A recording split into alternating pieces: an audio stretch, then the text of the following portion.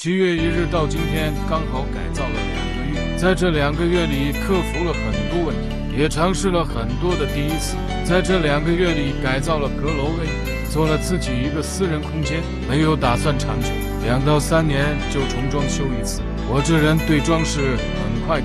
看腻了就重装，也改造了首层偏房，倒退60年的角色区域。你们只是不清楚我改造的目的，也只看一个视频就去判断某件事。虽然我拍得很一般，做的也很一般，有时间多看我几个视频，你就会看到价值在于那里，改造的意义在于那里，做什么用途就怎样来。全网都是一样的素材与工艺，一样的东西无限次放大与复制，这才叫真的好。我会坚定继续走我自己的路，因为我很清楚自己在干什么，需要什么。你们的建议我会细心反复的去考虑。以下这个上下层有什么建议，来发表一下你自己的观点与想法，我会细心去研究分析如何做得更好。